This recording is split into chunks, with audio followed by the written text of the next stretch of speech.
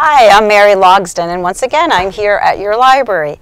I know that a lot of people in the community are aware that the library is the place where lifelong learning occurs. Whether you come in with your infant for a baby talk or continue to come in through the library for our toddler times and story programming, you know that the library is a place where you can just really get a great start on being a lifelong learner.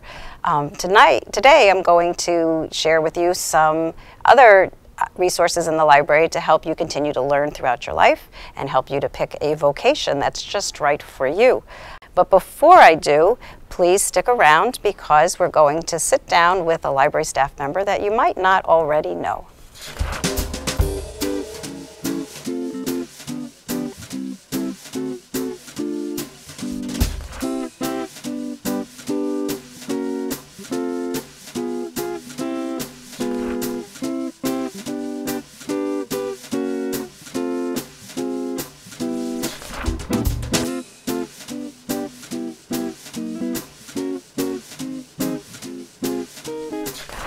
Well, as I told you, today I have an opportunity to introduce you to another library staff member, which is something that I really enjoy doing at your library. Today I have Karen Thompson with me. Hi, Karen. Hi, Mary.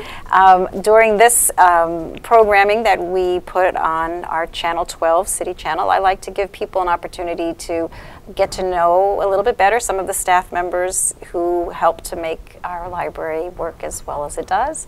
And especially recently, I've been trying to bring people out before the cameras who aren't necessarily out in the public all the time, and you fit that description. So why don't you just share with us what it is you do at the library? What's your job? I'm part of administrative services, and so I work in the business office. Right now that would consist of the library director and Jill Anderson, who handles a lot of payment of invoices and personnel issues and payroll, and all kinds of ordering supplies and all of that. And I also then, as a group, we work with the governing body of the library, which is the Library Board of Trustees, and with the City Council when that is appropriate.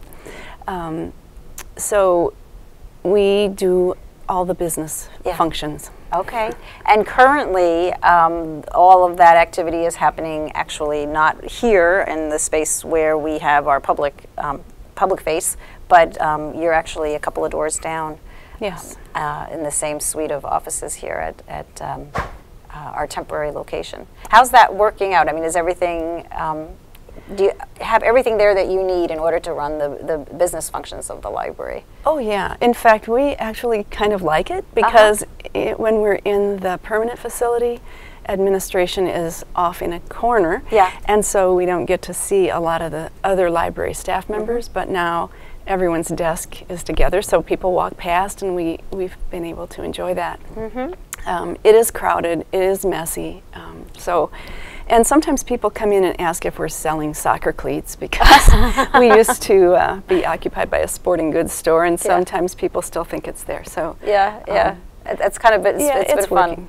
It's working out okay. That's great. That's great. Now I know that in addition to working to help the library run efficiently, when you're not here doing all of the kinds of things that we have you do, you're a reader as well and enjoy doing some reading. Is there a certain kind of reading, book or author that you especially enjoy? I think I'm an eclectic reader, actually. So I like classic literature, and I also like just the quick, easy read. So I have actually got a staff picks shelf in the library. Great. And I've got recipe books and some kind of heavy philosophy even.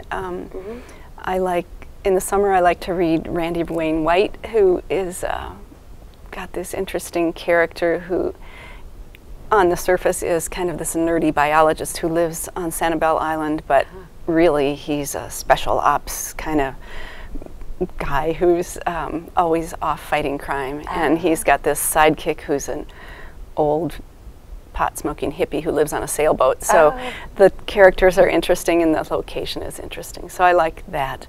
But I also have things like To Kill a Mockingbird and some of the older literary classics, so I read everything. That's great. Now I'm intrigued by this one in Sanibel Island. Tell me again the author. Randy Wayne White. And is it a series of books? So once you get hooked on that, you might be able to spend a whole summer reading. Reading his books. And the character's name? Did you? The character is Doc Ford. Okay. And interestingly enough, because Mr. White actually does live in the Gulf area around Sanibel Island. On Sanibel and Fort Myers Beach and around there are several bars and restaurants called Doc Ford's, and they're actually named after that character. Oh, so isn't that fun? We spend time in the winter down there, and so it's kind of fun. Well, you know, that's really interesting because a lot of folks, I think, do enjoy finding books that are set in places where they either once lived, currently lived, or will be visiting. So that's kind of a nice little connection to make with folks if they're heading down to Florida in the winter and they're looking for some great reads. I mean, that's a terrific kind of a recommendation to make. So again, if they wanted to see some other books that you've recommended, they would go to the Cynthia's Picks. Cynthia's Picks. And then of course the staff picks area is right behind the information desk, and we notice here at the library that that's a really heavily browsed section. Between that and the new arrivals section and the book club books, people do tend to linger there for a long time. So it's just great to put a face next to the name of the picks. Well, I thank you so much for coming today, Karen, and I know that it's going to be, there's a lot of work ahead as we make plans to move back into the renewed library, and then you'll have a whole new administrative office area to organize, and I hope folks will stop by and say hello, and now they'll know who's up there helping to make things run smoothly. Yeah, come see us. Okay, thanks so much, Karen. I appreciate your taking the time today. Yes, thank you for the invitation. Coming up next, we're going to share with you some recent arrivals here at the Ames Public Library.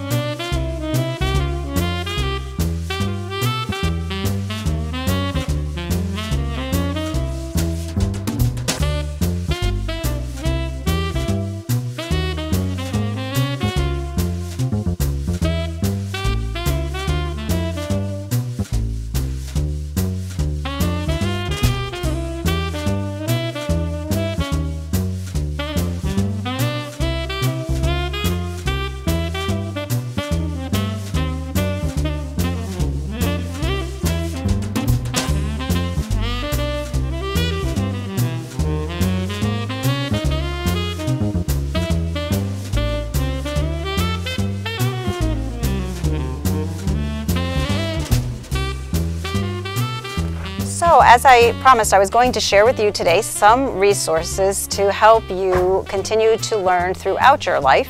The library is here to support all kinds of educational pursuits. And we have an area of the library's collection, in our nonfiction collection, where there are many titles that support the efforts of folks who wish to study for exams and also prepare for vocational training.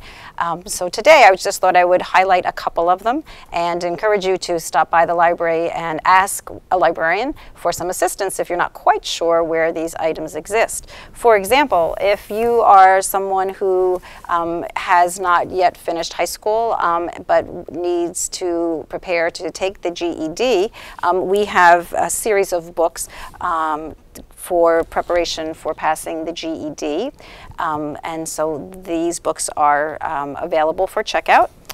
If you've completed high school and you're a student who is contemplating going to college, there are many, many choices out there, of course. And this book, the Profiles of American Colleges, comes out each year, and we always make sure that we have a copy of it available for families to review if they're looking for some tips on places that might be a good fit for their student who's considering going to college. It's a lot of information in here. Of course, preparing for college isn't only about graduating from high school and choosing a spot to go. Many colleges and universities, of course, do require that you demonstrate your aptitude for college by passing exams, and in particular the SAT and ACT are preparations books that would be good to help your student who wants to get a leg up on the standardized tests that they are likely to be required to take in order to get into a college or university of their choice. So again, we have several different publishers' versions of SAT and ACT prep, and you can find them all here at your library in one area, so it's really convenient for browsing. And let's see, once you've finished, well, before you finish college, and now you've decided where you want to go, and you've taken your exams, and you've been accepted, maybe you might like to have some assistance with meeting your college expenses. And for that, we've got a book as well. So Getting Financial Aid, this is a current edition. This is a book that will help you to locate different sources of financial aid that are available out there for your student. And let's see, once you've finished college and you're at the point where now you're trying to really zero in on your vocation, for some it's also necessary to continue to pass tests.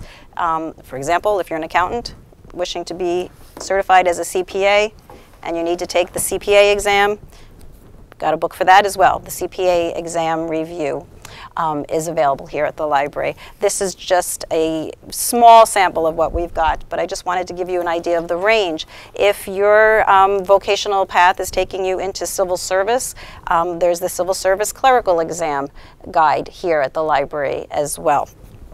And let's see, if you want to continue to go on to graduate school, we have a series of books, GRE Prep here at the library. If your vocational path is leading you to medicine, there is also test prep for passing, let's see, if you want to be a nurse, the RN exam.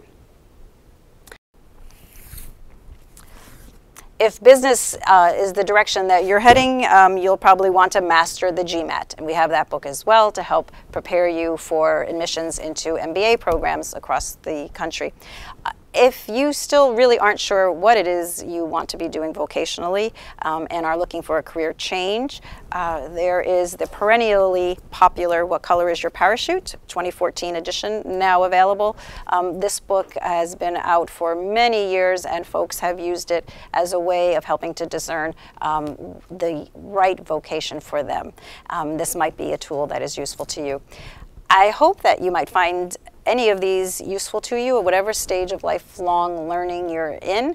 As I said earlier, please always do feel comfortable asking a librarian for assistance, or you could give us a call at 239-5656. You can submit an email request to us, and we'd be happy to get back to you by that method as well.